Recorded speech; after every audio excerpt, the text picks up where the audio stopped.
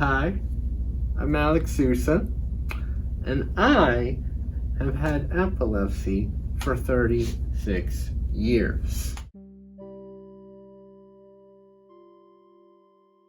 My childhood is really sketchy. I really don't remember a lot from it,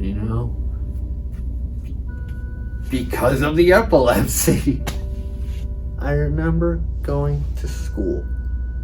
I was walking up, because I lived on 98th Street, and my school at that time was St. Michael's Montessori School, which was literally like a block away. And I'm with my mom, and we're walking, and the next thing I remember, I'm back at home. That is the experience that I remember. I remember walking to school, and then the next minute I'm like laying on my couch in the living room. It made me miss a lot of school. I had to repeat the 5th grade. My attendance was horrible because they would sometimes have to take me from history class or something. When we say seizures come out of nowhere, they really do come out of nowhere. The elementary school I went to, they were not equipped to handle really any kind of serious condition, whether that be epilepsy or cerebral palsy. They were pretty much entirely unwilling to accommodate, which led to a lot of moments of injustice, really. Sometimes actually including coming from the teachers themselves. Like from my coach teacher, we would always have these Friday meets. At the end of it, we would have a legit race with someone. I indeed got pitted against basically the fat kid of the class. I'm running, and I'm doing good too. And my shoelace comes untied. Can't tie my shoelace.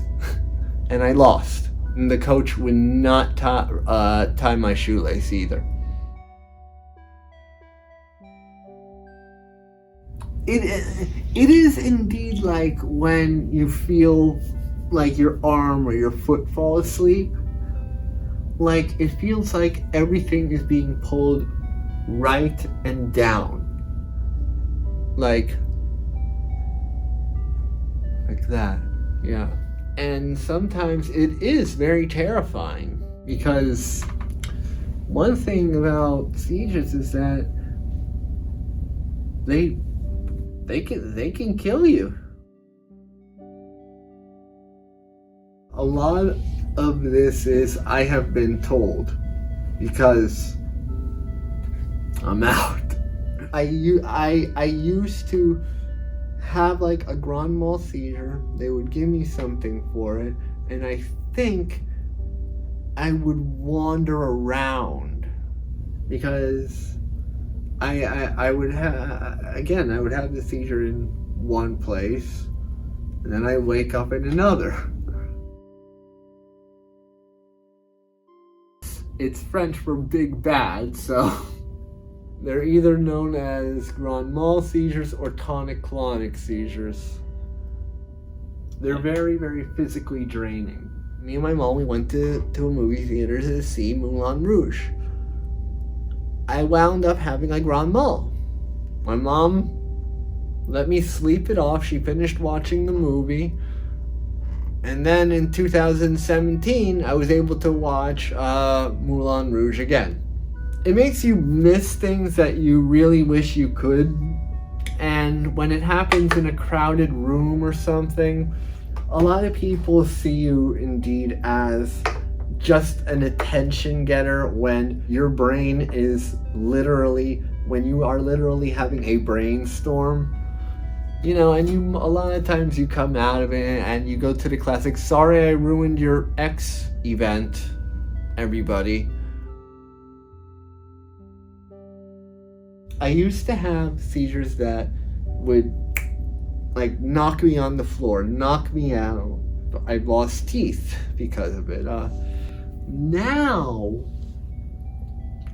I get these episodes where I'll get small little things, but they'll progressively get worse and harder and more intense until I pretty much am going into tonic-clonic seizures. So those are the things we need to take care of instantly, which is why I have this with me all the time. There's one medication that I think it was Dilantin.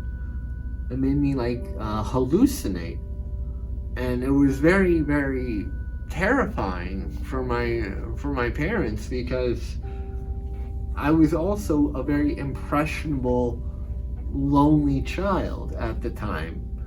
So, I started making a connection with indeed like a demonic thing, and at one point, I was hallucinating and I cut my neck.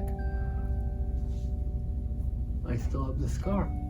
And then we had this other one which just made me drool so much, like to the point where I needed a bib. But right now I'm on Lamictal, and that's I think we're doing pretty good on that. Lamictal and the medical marijuana has pretty much kept everything to a manageable level for me. It indeed has a calming effect on the brain, which helps, keep the seizures at bay. Oh, there's a lot of overlaps.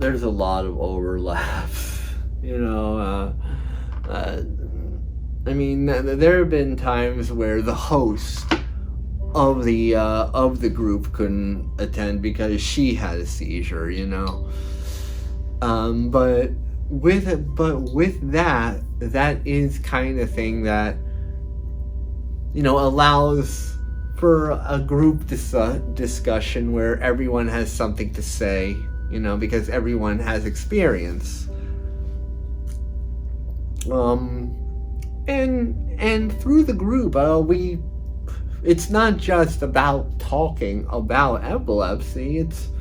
The group is that because it's a group of people with epilepsy. We talk about movies and stuff. Sports. One of the people in the support group, I spoke to her, and she lives in Jamaica, where the condition, they don't know. They have no idea. They don't know about how to treat epilepsy, which I find extremely ironic considering they're Jamaica, but her family sees her. They say that she has the demon dancing inside of her. It's very, very tragic to see how some people just will not take it seriously. I do think so because we've learned more about it. We've learned more about it, and we've learned, ways to treat it, and we've learned this about it and that about it, so we know what people need help with here, what they are limited by, and how maybe we can assist. That really wasn't the case in the 90s. Well, a lot of times it's just a feeling, There's a feeling that there's something wrong, there's something that's gonna happen. Sometimes it indeed takes the place of kind of phasing out for a little bit. I get headaches as auras, and sometimes I think as seizures as well. So I would say just things that feel off, which is, literally what auras are. and I have these interesting things that we've nicknamed sneezers. I'll just sneeze over and over and over and over and over, and it's not like I have allergies or anything. It's just me going over and over and over. Well, living alone, that's never gonna happen. Not really being able to stay out for a long time. Always having to carry, a rescue medication with you. It can be a burden. It really can. The dream, I think, of every person with epilepsy is indeed driving. When I start seizing a lot, we have this little nasal thing, and they jam it up my nose and they spray it, and that goes directly to my brain. Now that is very good, because before that option was available, there was only one other way to administer the diazepam, and that was literally through the other end. And it actually really, really wound up messing up my complexion. And sometimes we'd have to do it honestly, 3 times in a night. So the medication stops the seizure? Yes, but with the sacrifice of me losing consciousness. I have insomnia to start with, so that's when I once again go to my medical marijuana. It also very much helps as a sleep aid. If you're not sleeping, your brain is working extra hard, which could lead into a seizure. Especially if you have epilepsy. So sleep is very, very important. I remember times where I haven't slept all night, and the next day I have a seizure. Does it happen while you're asleep? It has happened. And no, not fun either, especially because it is indeed the worst alarm clock in the world. The whole year of 2011, I would have a Grand Mal Friday and Sunday, like clockwork. It was a very scary year. Well, there's the classic strobe lights. One reason I was actually kind of glad to see the Robert Pattinson Batman was because it is literally a dark movie. So I didn't have to worry about flashing lights coming on and stuff, because it's Batman. It's Gotham. They don't know what daylight is.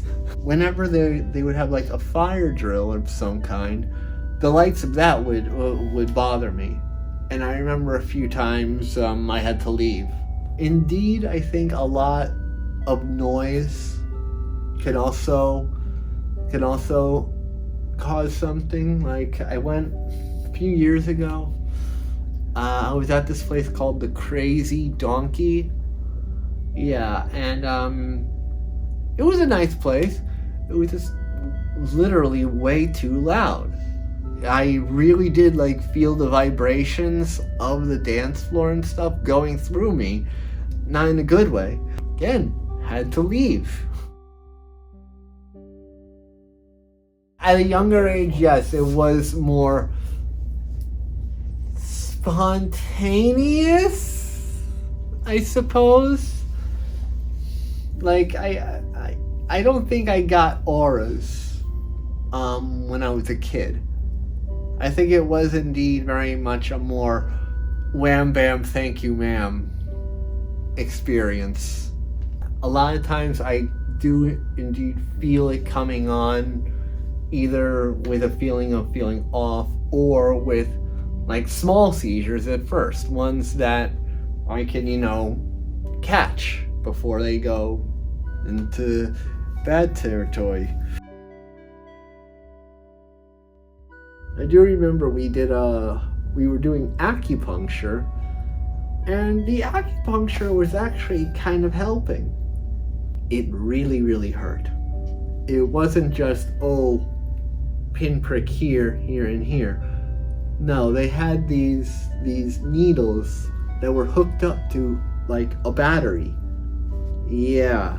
But it gave me like a 3-day break from a seizure, so... So was it worth it? I want to say yes, and then the doctor one day turned the battery up to 11. You're going to know two different kinds of people. People who want nothing to do with it and see you indeed as that guy who hangs out with us who has epilepsy. And that's Alex. I think we indeed went through the wacko idea of think the seizures away. One problem: you can't think while you're having a seizure. If you see the person having a seizure, chances are they're going to fall. You can indeed maybe help catch them, make sure they don't hit the ground. Now, when we are on the floor, the thing is that you should turn to the side. Turn us to the side, like side sleeping. So if we keep going, we won't literally choke on our own saliva. All right. Now, when I say I lose control, you really do. You really do. So and indeed, keep an open area. Indeed, back up, people, back up. Give him room.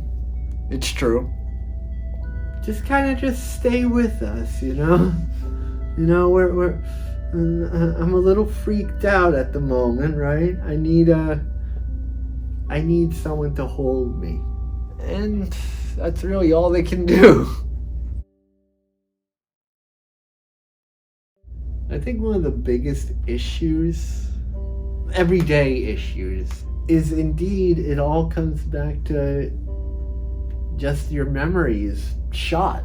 A lot of times I'll take my night medication at 7 o'clock, and then at 9 o'clock I'll have this huge panic attack because I forgot that I took my night medication 2 hours before. So I will literally run to my pill box, open everything up, and go, because I forgot that I took it 5 minutes after I took it. It's very, very difficult to remember things like little pieces of information. I really come to realize that I cannot trust my memory. It's not reliable. And there are plenty of things where I will remember this thing and this thing, but not the thing in between. So I just have to narrow it down narratively into something like, this is what must have happened. It brings a whole new meaning to living for today. Because a lot of times I don't remember what happened yesterday.